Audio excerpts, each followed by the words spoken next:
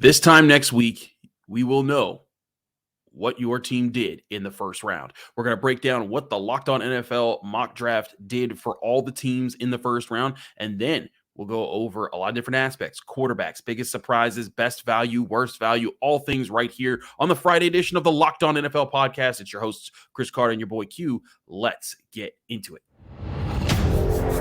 You are Locked On NFL, your daily NFL podcast. Part of the Locked On Podcast Network, your team every day.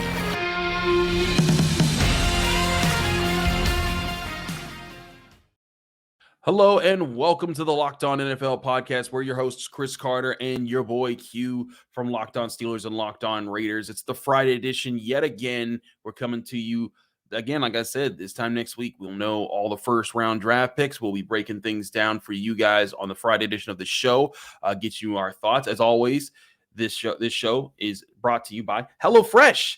Skip trips to the grocery store and count on HelloFresh to make home cooking easy, fun, and affordable. That's why it's America's #1 meal kit. Go to HelloFresh.com/NFL60 and use code NFL60 for 60% off plus free shipping. I'll tell you, as a person who uses HelloFresh, it's a good time, and it's also a great deal. So check that out. Q, this time next week, what will the Raiders have done with that 7th overall pick? Man, they would have made it. That's all I know. They'll have made the pick by this time next week, and I'll be so happy about it. I cannot wait until the draft is said and done, man. We've been talking about it for quite a while. It's exciting, obviously, because you get to see the new crop of players that are coming into the league, but, man, it is exhausting because there's so many different ways you can look at it. You can analyze it. You can break it down. Who's a good fit? Who's not a good fit? Who's this guy going to be? Is he going to be a difference maker? Is he not a difference maker? Where's the value? I mean, man, we can go on and on and on about what goes into making the decisions. I'll just be glad when the decisions are finally made. I hear you on that. But we made a bunch of decisions last week when we hosted our Locked On NFL mock draft that you can now get for free on all podcasting apps by searching for the Locked On Podcast Network.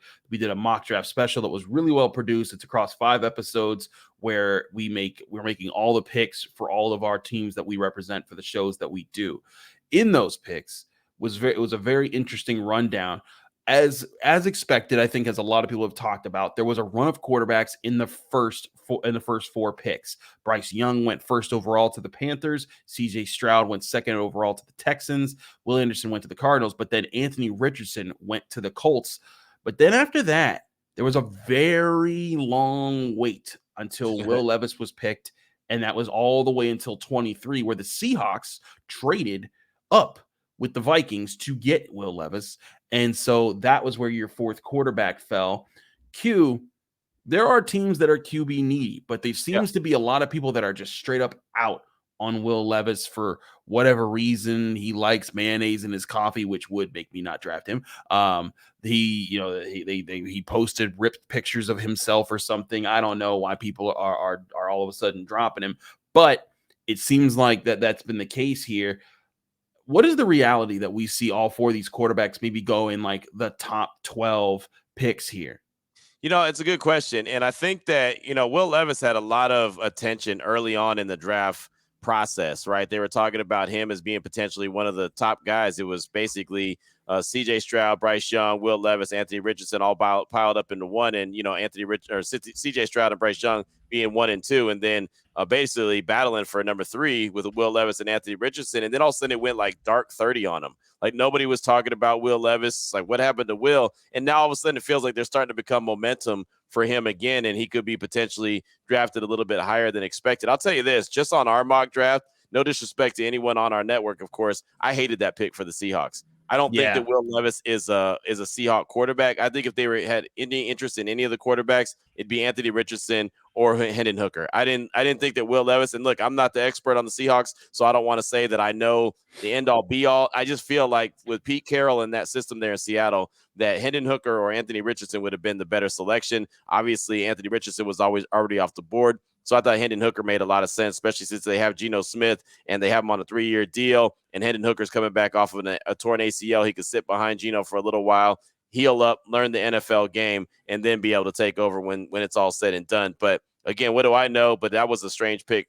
It's not strange. It was a pick that I didn't agree with on our mock draft that we did. And again, to trade up to get him, which means they gave up draft picks Right. for him. And if I'm reading this correctly, they gave up 2 second-round picks to get him because they don't have a first-round pick, I don't think. Right. No, they have their 5th overall pick, but they gave up both their second-round picks to get him. And to me, I'm like, man, like that seems like a lot of, unless you think Will Levis is the guy. If Will Levis is the guy, but if you think Will Levis is the guy, why didn't you draft him at 5? But I guess it's because you knew that he'd fall this far and you were okay with waiting that long. But again, I think there'll be a run on quarterbacks. I honestly do, because quarterbacks is such a needy position. I think teams will make moves. And then, CJ Stroud went number 2 in our mock draft. But I mean, all the scuttlebutt that you're hearing now is about him potentially dropping, and then what team is going to trade up, including the team I cover. A lot of people are saying the Raiders could potentially trade up. And obviously in our mock draft, I did not do that. I just sat there and held solid. Matter of fact, I ended up trading back to number 10. But I don't know if CJ Stroud realistically falls. How many teams will be interested in trading up to maybe number 3 to get him? I think Tennessee would be interested. I think the Raiders at 7 would be interested. I think there's another team that could probably potentially be interested, including the Indianapolis Colts, who are sitting there at number 4. So I think this quarterback scenario is really going to, be strange. Not strange. That's the wrong word. It's going to be interesting to see how it plays out, because, again, you just don't know what's realistic and what's just smokescreen a week away from the draft.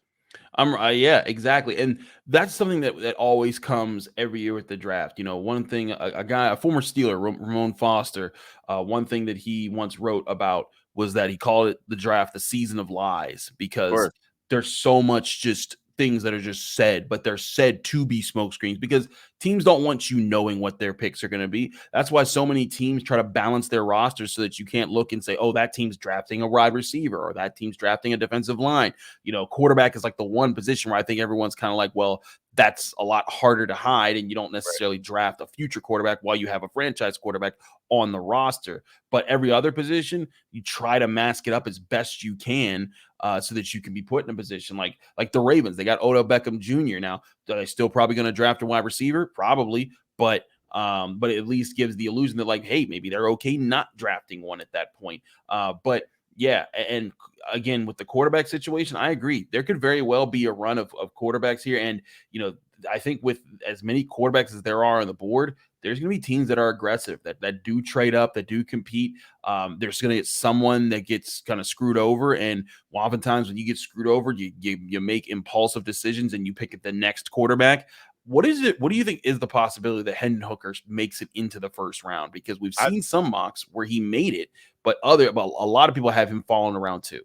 I think he's going to be a first-round pick, and the reason why is if you go back and look at the history of the quarterbacks when they're selected, the round that they're least selected in is round 2, because a lot of quarterbacks, a lot of teams, if they look at a quarterback and say they want one, they don't want to wait till round 2 because they want to get that 5th-year option, even if it's a second-round grade. Like, the Eagles are the perfect example. They just signed Jalen Hurts to that big, fat contract. They got him in the second round. Could you imagine if they had traded up and got him in the end of the first round when they selected him? They could have waited another year. Now, obviously, the money would have been a little bit different, but it wouldn't have been a sense of urgency to get that contract done with him, because he would have had that 5th-year option, whereas he didn't have that 5th-year option. He was a second-round guy, so he had to get picked. He had to get a deal done sooner rather than later, and they might have been able to save a guy like Hargraves instead of letting him walk in free agency, let him go to San Francisco. They probably could have brought him back and then known that they could have dealt with Jalen Hurts and his contract a little bit later. But sometimes if you wait too long to that second round, it actually bites you in the backside. So more often than not, quarterbacks aren't selected in round 2. So I do think Hendon Hooker will be a round 1 pick, and I think there'll be 5 quarterbacks taken on Thursday next week in round 1 that are just going to quarterback needy teams, whether they need them right away or they are going to allow them to sit for a minute. I'm right with you there. I do think there's going to be a bit of a run. I'm back and forth on Hendon Hooker being the 5th pick here. I say it like this, though. If Will Levis gets picked inside the top 10, then I think Hendon Hooker does go, because I think that someone's going to be like, we can't risk missing out on the quarterback if we absolutely need one. And that could be very interesting to see who makes those jumps. But think about this, Chris. When it comes to Hendon Hooker, he's coming off the torn ACL. It just makes sense to get that 5th-year option on him, so he doesn't have to be forced into action anytime soon, and he can heal, and you don't have to worry about him going out there. And so you basically are getting like a redshirt year. So again, it makes all the sense in the world. He's already 25 years old. By the time his 5 years is up, he'll be 30, and you can make a decision. You kind of know who he is. I mean, he won't get 3 contracts, but he'll get 2. And you know what I mean? And so it's just if he's worth the salt. So I think it makes all the sense in the world, just from a financial and a smart business point of view to get him in the first round, even if it's the back end. Like, I mean, the Baltimore Ravens, they traded up to go get Lamar Jackson. He was the final pick in the round in round 1. Made sense. They got that 5th-year option, and you see how they're at a stalemate right now. Imagine if they had only had 4 years and didn't have that 5th-year option, what they would have been doing and how that could have really played out. There's a lot of ways that could have played out, but let's talk about some of the surprises that could happen in this first round, especially with some of the surprises that happened in our mock draft that we did. We'll do all that in just a minute here on the Locked On NFL Podcast Friday edition here with Chris Carter and your boy Q. But first, I want to talk to you guys about Built Bar, but something exciting is coming to Built.com on April 22nd. So tomorrow, if you're listening to this on Friday, we don't have all the details yet, but the excitement is real and it's something we don't want you to miss. If you know how Built works, they have the most incredible protein bars in the world. They do amazing flavor drops with unreal flavors in limited quantity. So mark your calendars to head to Built.com on Saturday, April 22nd, to be one of the first to discover what all the hype is about. And I can't wait personally to see what this new flavor is. Make sure to use the promo code LOCKEDON15. That's LOCKEDON15, all capital letters, all one word, LOCKEDON15, and you'll get 15% off your next order at Built.com. That's Built.com for the best proteins bars in the world in Built Bar.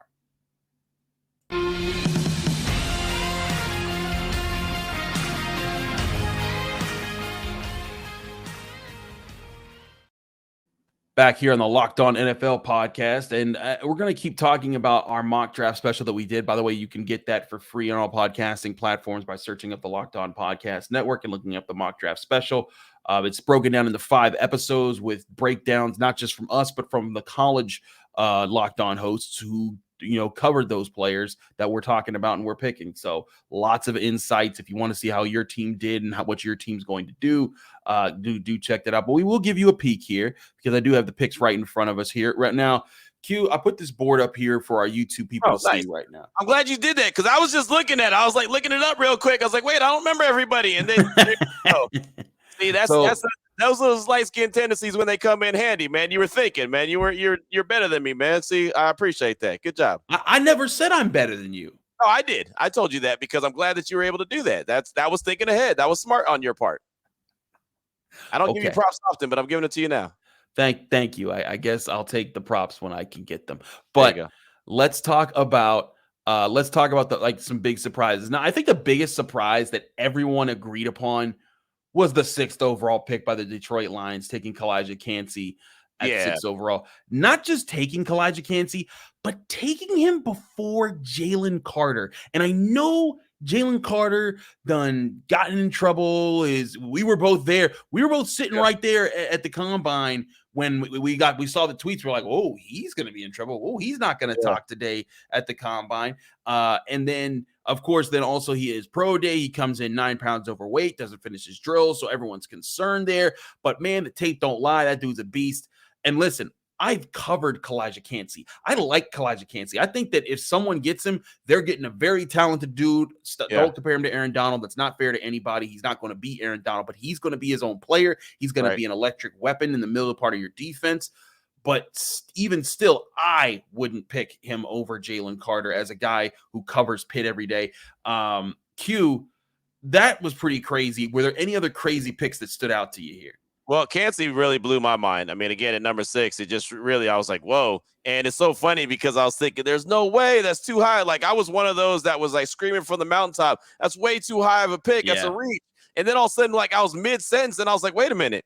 That's Cleve Ferrell all over again. That's I mean, seriously, like, and then I realized, Chris, and this is why I'm glad we did this, and I've really been talking about it quite a bit on the show, on the Locked On Raiders podcast, because there's going to be a time. It could be the Raiders, it could be the Lions, it could be the Steelers. I mean, some team is going to make a move, and you're going to say, wait, what?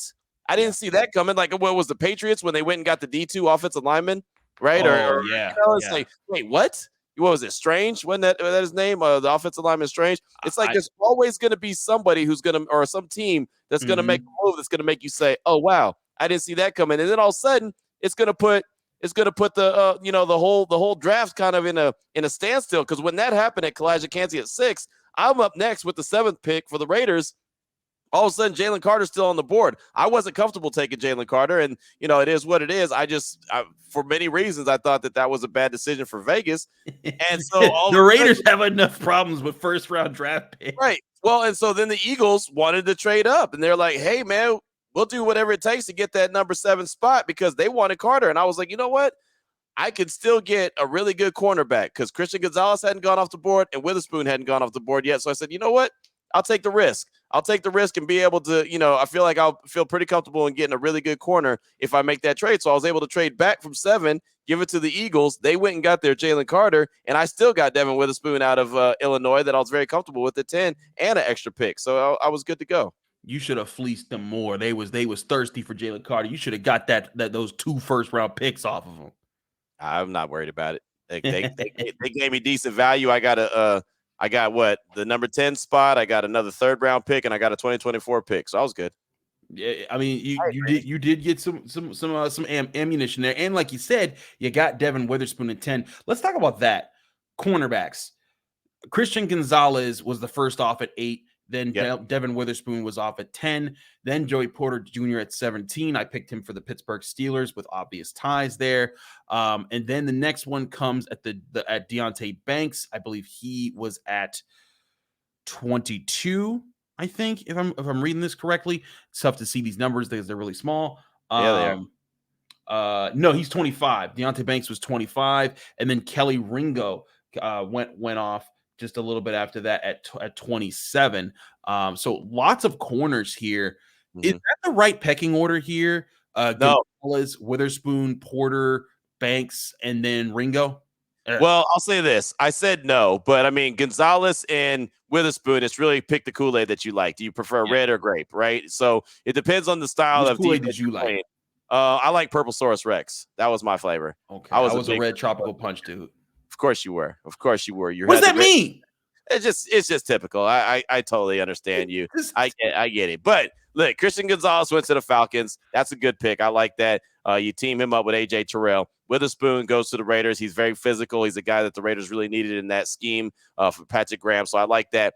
Porter, I think it's fantastic. You picked him for the Steelers. Obviously, he's got the ties, but then again, he's a hell of a corner as well. It brings that physicality that they like to play in Pittsburgh. Now, Banks, I like for the Giants. I thought that was good, but Ringo, I thought was high. I thought Ringo was a 2nd-round pick. Who I would have picked if I'm going to pick a corner there, and who was that? The Cardinals got him. I would have gone with Emmanuel Forbes out of Mississippi State. I like Forbes, man. That would be the one. Yeah, how could you not like a guy that had 14 interceptions and 6 pick sixes in his college career? 14 picks. He's a ball hawk. Yeah, he's a ball hawk. I'm actually glad with the way that the board shook out here because I'm hoping that Forbes falls to the second round and the Raiders have an opportunity to get him. Now all of a sudden you get Witherspoon on one side and you get Forbes on the other. You want to talk about a duo when it comes to some big time corners. That'll be the second coming of Mike Haynes and Lester Hayes. But I mean, obviously those are guys that have Hall of Fame. Well, one's in the Hall, one should be in the Hall. But I mean, those are guys those are big time corners. And that's, when you have some big time corners in your defense, you can do some things. So I'm hoping that in real life he falls around too, and the Raiders have a chance to get him. But in this case, I would have taken him over Keely Ringo for the Cardinals. That's a really interesting thing there. Let's talk about other surprises here. Bijan Robinson. How about Bijan Robinson? Bijan Robinson. Let's talk about him. What, 17, 18, 19 to the Bucs? Yeah. 19. I mean, I think he should be a top 10 guy. Like if the Eagles didn't get greedy and go for the defensive line, but they do. I mean, Howie Roseman is a trenches guy, offensive line, defensive line. He's always working on. But could you imagine if they had mixed Bijan Robinson in with that offense that they have there in Philly? How nasty that could have been. I mean, that's one landing spot that I thought would be a great place for him. I'm trying to think where else would be a good one. I think the Texans would have been a good one where they went and got Quentin Johnson, even though I like that wide receiver. I think that would have been a good spot for him. There's a couple other places that he probably could have gone that would have made a lot of sense, but he stayed on there all the way till 19 for the Bucs. So I think that they got really good value. So I got to give them credit for that pick. I do. Bijan Robinson. It's funny. We talk about. There's always that talk about you don't take a running back in the first round, but everyone's very comfortable with taking Bijan Robinson in the first round because of all the talents that he brings there. And I think that, like you said, with teams like the Eagles, like they're set up.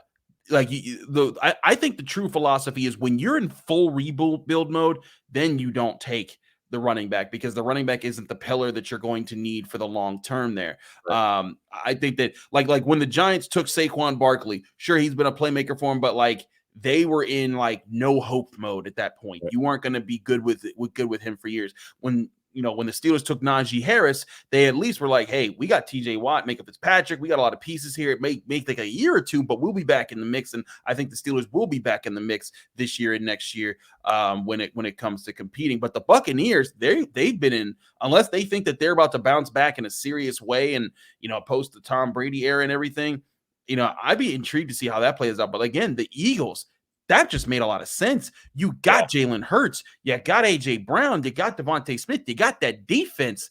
Man, if you throw Bijan Robinson, that could be the top offense in the league. Yeah, no, it really could have. And again, Howie Roseman is a trenches guy, so I get it why they went with Jalen Carter. And of course, he's going to be a force because I think he's a hell of a player. He very easily could be the best player in the draft, and he's got his Georgia brothers with him, right? So, I mean, the guys that, Jordan Davis, Nakobe Dean, guys that can help kind of babysit him, making sure that he's doing the right thing. Not that I think that you should need that in the pros, but I mean, at least to start out with, maybe he does, and then that helps them in the long haul do what they want to do, which, I mean, they had 70 sacks as a unit last year. So, if they could do anything close to that and Jalen Carter could help them, it makes sense. But Bijan Robinson, he's the closest thing to Christian McCaffrey that the NFL's had in a while as far as the draft goes. So I think he's going to be a great weapon no matter where he goes. I hear you on that. We'll talk about the best fits or the best value picks that we saw in our mock draft and other players we think who maybe weren't picked and could be great value to their teams right here in the Friday edition of the Locked On NFL podcast, mock drafting before the final week of that is the NFL draft. Do that right here. Stick with us.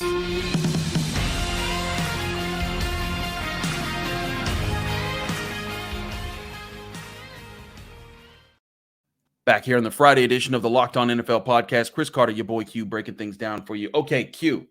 Yep. We talked about surprise picks and things that caught us off guard. Let's talk about the best value picks here, and let's pull this board back up again for our YouTube viewers. Okay. I'll give you one here. I think Peter Bukowski made out like a madman because Peter's been talking about drafting weapons, trying to get playmakers, and he's talked. If you follow Peter, he covers the Packers and he does a great job. And he's been on and on about the tight ends in this class and getting one of those top tight ends. And he has the Packers have the 15th overall pick. He traded back with the Jaguars, picked up the 24th pick, and got Josh Allen, their edge rusher, off of them. So he gets Josh Allen, he gets the 24th overall pick, and then still lands Michael Mayer out of Notre Dame, the tight end there, who some people have as their number one tight end in this class. Dalton Kincaid went first to the Chargers there. I thought that was a great value pick while also getting another key playmaker the Packers can add to their roster right away. Yeah, I agree. Peter did a really good job, and I was really shocked that Allen was available in our mock draft. I mean, a lot of mock drafts, you can't make any kind of trades or anything, and for that, that was a massive trade. I mean, you're talking about a veteran and draft capital, so that was a big deal. And Peter has been very high on getting some weapons, and so that tight end position is really going to help Jordan Love because Jordan Love's going to need it. Right. I mean, he's not Aaron Rodgers. He's going to need all the weapons they can get. They have some really good, wide receivers right now, some young guys that they can continue to help develop. You saw those last year develop later on in the season with Aaron Rodgers. And now all of a sudden you get a tight end that could be basically who Allen Lazard was while he was still there. He was basically that guy who played that tight end role and, caught passes like a tight end, really worked the seam up the middle of the field. He's on his way to New York to be with the Jets and Aaron Rodgers when he eventually gets there. So I think that was a really good pick. Michael Mayer, the tight end right there. So yeah, he got hooked up. That was a good one for Peter. I'm not mad at that. I'll tell you one pick that I thought was great and great value. And of course, the rich get richer. How about the Super Bowl champs, the Kansas City Chiefs? That was my next one. Right, Nolan Smith, the final pick of round one. I mean, he's been talked about in the top 10 with a lot of different people, and all of a sudden he's going the very final pick, and they're already the defending champions, and their defense just gets a lot better and a lot cheaper. Oh, yeah, that was a hell of a pick right there for Kansas City. I got to give them a lot of props. Yeah, I mean, I look at that and I was like, dang. And I was sitting there too, because here's the crazy: the Steelers have the first pick of the second round because the Bears happily Ooh, gave their yeah, second round pick for Chase Claypool, which just worked out yeah, beautifully for the right. Steelers. So like I was sitting there like, man, if Nolan Smith falls to the Steelers at 32, I know they got TJ Watt and they're really happy with Alex Highsmith, but I'm taking Nolan Smith. Yeah, you Excuse can't. me. Yeah, you Get have to. like that dude is a monster. And like think about that. You get Nolan Smith. The Steelers, or excuse me, the Chiefs didn't pay Frank Clark. He's still a free agent right now. So then you throw Nolan Smith as a young pass rusher who gets to be on a rookie contract over the next 5 years for you. Like like you said, the rich get richer there. So I thought that was a great value pick. I thought your move to get Devon Witherspoon at 10th overall while also picking up draft capital, I thought that was a savvy move. You know what's I was mad about though when it came What? to that? Because our Tennessee Titan friend, who's at number 11, he was so eager, and I was like wheeling and dealing, right? I felt like, you know what, this guy's still on the board. I felt comfortable that I could still get Witherspoon, and so I knew that the Titans wanted to go up to 10 to make sure that they got Paris Johnson Jr. And so Tyler sent me a DM about the pick and was interested in going up to number 10. And I don't know why. I just I wasn't really paying attention that much. I wasn't focused in on it because we were talking out loud about the picks and everything. And so when I saw the DM, it kind of threw me off. And so he basically said, like, what do you want or who do you want? And I said Witherspoon. Like I told him I wanted Witherspoon. And then he was like, oh, that's not who I want. I'll just stay at 11 then. And I was like, damn, I could have traded back one more, right? I could have traded back one more spot at least and got a little bit more draft capital and still ended up with the guy that I wanted. So he kind of got over on me. That was my bad. I fell for the banana in the tailpipe, but it happens. So you should have just been like, bro, I want you who you want, baby. Just give me that pick, though. I was, like I said, I was trying to rush. I was, not really thinking right, and so I blew it. But I mean, it would only been one more pick back, so it's not like I would have got that much more in return. But still, I could have got something. You never know, man, because that's a top 10 pick still where you were sitting true. at, sitting there. But that is interesting that Ty was so eager to jump up with the Titans. He was eager, man. He was eager. I thought he was going to go get a dude. He did get a dude in Paris Johnson Jr. Obviously, they needed one, but I thought he was going to get like a dude, right? I mean, like one of those like big time difference makers, skill position guys. The way he was all fired up for that, but I got to give him props, man. He got his guy at the end of the day. I got my guy too, and I got a little bit extra value. And the Raiders have 12 picks going into this draft, so for me to be able to pick up an extra pick in the third round, which is early, another top 105 pick or 100 pick, whatever it is, I was excited about that, and then a pick in 2024 as well. So that was cool. Another team that I'll give credit to is James and the Bengals guys. I think that getting Darnell Wright at what they got him at 28, I think it was. I thought that was great value for where Darnell Wright's supposed to sit. I was making phone calls to Patricia on Locked On Giants, and I was trying to get people's attention to see could I trade back up in the first round because the Steelers have 2 second-round picks, and I was seeing about what could I swing that and get Darnell Wright and Joey Porter Jr. because that'd be the best of both worlds. The Steelers' top 2 needs in this draft class are an offensive tackle and a cornerback. And that would have been great. But getting Darnell Wright right there, especially with Jonah Williams, their former top 10 pick, an offensive tackle who has just been a complete bust for them, demands a trade. And so now you get your guy, you could trade him, do whatever you got to do with that, and then move forward with it. And then you hopefully finally have a real protector for Joe Burrow so he's not getting crushed all the time next year. I think that was another great value pick there. And looking across the board, I mean, I think that some people made some moves. I think it's interesting. Jordan Addison going to the Ravens was the number 2 wide receiver picked here. Yeah, I think he was. No, Quentin Johnson was number 2 to the Texans.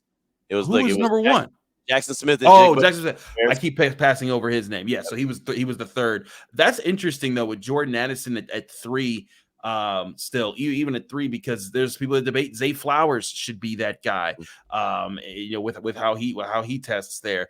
But interesting move to get maybe Lamar Jackson a top target there and a guy that has put up some interesting numbers out there. Yeah, no, it is really good. I think it was a really good pick, right? I mean, you look at the team, you look at the needs. They need as many weapons as possible in Baltimore, especially if they have a new offensive coordinator, which they do. They're trying to make Lamar happy. They got Odell Beckham. I think at some point they'll work this out with Lamar. I don't know, when or how. Maybe they won't. Maybe the draft will come and go, and then all of a sudden they'll, have him on the trade block. Who knows? But I think that they're going to try to prove that they could put a real quality team that is more than just running the rock. They could throw the ball around the yard as well. Kind of get up to speed when it comes to modern day offenses. So it's a good pick, I do think, for the Baltimore Ravens. I agree there. Last thoughts here, Q, on any other value picks, or let's do it this way. With the way this board plays out, who's the player that isn't picked that was a big mistake for all of us to let slip to the second round? Hendon Hooker. It's easy. Hendon Hooker. Okay. Hendon Hooker. There you go. He should have been picked. Definitely he should have been picked. Hell, I think that, Arizona got Keely Ringo. I hate to keep dogging Keely Ringo, but Arizona picked him. I could have seen them going with Hendon Hooker to sit behind Kyler. I know they're both coming off of ACL injuries, but I mean, he could have been a backup to Kyler, and then maybe develop him. I think that more teams are going to be in the business of having good quarterbacks as backups, right? And then deciding what they're going to do later. Even like the Texans. Well, I mean, they got a quarterback in C.J. Stroud. Yeah, I wouldn't have taken them. I'm trying to think who else. What did the Vikings take?